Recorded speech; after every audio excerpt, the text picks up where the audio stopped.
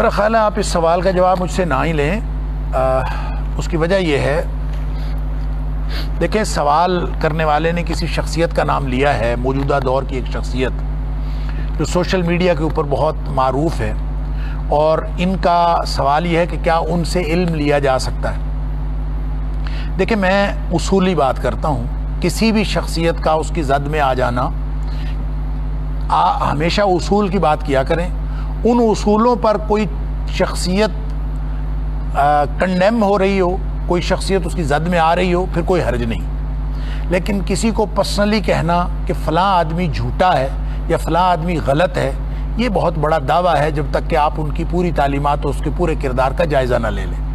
اس لیے میں ایک بات عرض کر دیتا ہوں کہ نبی اکرم صلی اللہ علیہ وسلم نے قرب قیامت کی جو نشانیاں بیان فرمائی ہیں، اس میں ایک نشانی آپ نے یہ فرمائی کہ علماء اس دور میں ختم ہو جائیں.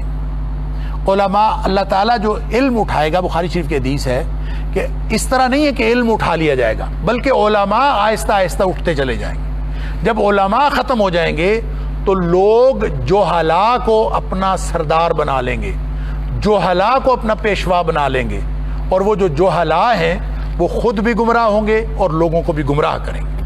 لہذا ایسے وہ لوگ جنہوں نے کسی استاد سے پڑھا نہیں، جنہوں نے کسی استاد سے، کسی مستند عالم سے علم حاصل نہیں کیا، اور وہ خود سے سمجھتے ہیں کہ وہ ڈائریکٹ قرآن اور حدیث پڑھ کے اس سے علم حاصل کر لیتے ہیں اور وہی علم اتھینٹک ہے. اور پھر خاص طور پر اس علم کے حصول کے بعد جو انہوں نے براہ راست حاصل کیا ہے، وہ حاصل کرنے کے بعد اسلاف کو برا بھلا بھی کہنا شروع کر دیں، اور وہ اسلاف جن کے ذریعے سے قرآن اور حدیث کا علم ہم تک پہنچا ہے ان کو برا بھلا بھی کہنا شروع کر دیں.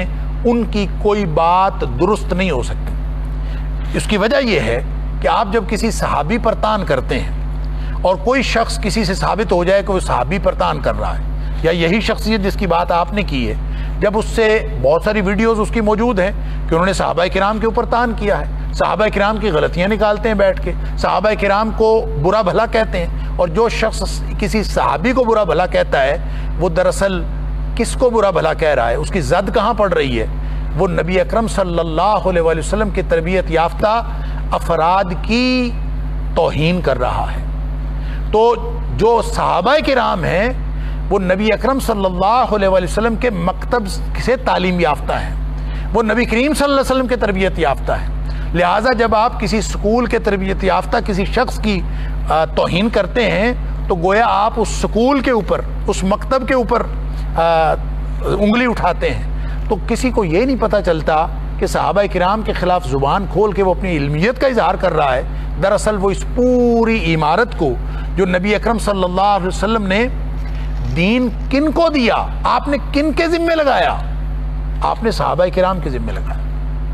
آپ نے صحابہ کرام کے ذمہ لگا کے آپ نے فرمایا فَلْيُبَلِّغِ الشَّاهِدُ الْغَائِبَ، تم لوگ پہنچا دو، جو لوگ نہیں موجود ان تک پہنچا دو. تو جن کو نبی اکرم صلی اللہ علیہ وسلم نے دین پہنچانے کا ذمہ دار قرار دیا اور ان تک پہنچا کے ان کی تربیت کر کے جو شخص آج کے دور میں اٹھے اور صحابہ کرام کے اوپر تان کرے، وہ شخص دین کا داعی کیسے ہو سکتا ہے اور وہ دین کی بات کیسے کر سکتا ہے؟ لہٰذا وہ کسی بے دینی کی طرف تو لے جا سکتا ہے، وہ کسی گمراہی کی طرف تو لے جا سکتا ہے. اور جیسے نبی کریم صلی اللہ علیہ وسلم نے فرمایا قرب قیامت لوگ جہلاء کو اپنا پیشوا اور امام بنا لیں گے اور وہ خود بھی گمراہ ہوں گے اور دوسروں کو بھی گمراہ کریں گے. مجھے اس طرح کی شخصیات انہی میں سے محسوس ہوتی ہیں جن سے آپ کو ایک بھی بات ایسی ثابت ہو جائے کہ وہ ان علماء کے خلاف یا ان ہستیوں کے خلاف جن کے ذریعے سے ہمیں دین پہنچا، ان کے خلاف اگر وہ زبان کھولتے ہیں اور پن پوائنٹڈلی کسی کا نام لے کر ان کے خلاف زبان کھولتے ہیں، تو اس کا مطلب یہ ہے کہ اس کی کوئی بات قابل اعتبار نہیں ہے. جو معتبر ہستیوں کو ناقابل اعتبار کہے، اس کے اعتبار ختم ہونے کی یہی دلیل کافی ہے. اس لیے کہ آپ لوگوں کو معلوم ہے کہ محدثین کا جو اصول ہے کہ کسی شخص سے ایک جھوٹ ثابت ہو جائے نا پوری زندگی میں، جو اسماء الرجال کا فن ہے وہ یہی تو ہے. اسماء الرجال ان تمام روات کے حالات زندگی معلوم کرنے کا علم ہے کہ اس کے حالات زندگی پتہ کیے جاتے ہیں، اور اگر ثابت ہو جائے کہ کسی شخص نے زندگی میں کوئی ایک بھی جھوٹ بولا تھا تو محدثین اس کو کذاب قرار دے دیتے ہیں. اس نے بھلے حدیث کے بارے میں جھوٹ نہ بھی بولا ہو، اس سے حدیث لینا درست نہیں ہے. کوئی محدث اس سے حدیث نہیں لیتا اور اس کی بیان کی بھی حدیث ناقابل قبول ہے. کیوں؟ اس کی زندگی میں جھوٹ ثابت ہو گیا.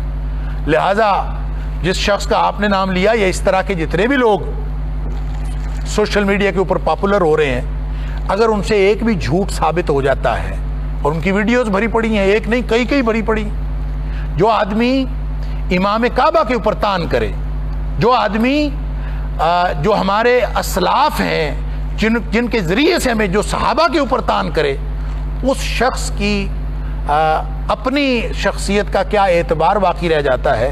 لہذا ایک ہی جھوٹ کافی ہے کسی کا. اور جب آپ کو ایک جھوٹ ثابت ہو جاتا ہے کسی سے، تو پھر اس سے علم لینا یہ جہالت کی علامت تو ہو سکتی ہے اور گمراہی کی علامت تو ہو سکتی ہے، وہ کسی ہدایت کی علامت نہیں ہو سکتی، اور نہ ہی وہ کسی ہدایت کا پیش خیمہ بن سکتی ہے. لہٰذا آپ شخصیات کا نام لے کر اس کی مذمت کرنے کے بجائے لوگوں کے کاموں کی مذمت کیا کریں. آپ یہ نہیں کہہ سکتے کہ فلاں شخص جھوٹا ہے، اس کے اوپر لعنت ہے.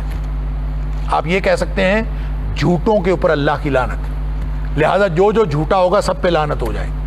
تو پن پوائنٹڈلی کسی کو یہ کہنا کہ فلاں ایسا ہے اور فلاں ایسا ہے، ہم اس وقت تک یہ فتویٰ نہیں لگا سکتے جب تک اس کی پوری زندگی کا کردار ہمارے سامنے نہ ہو.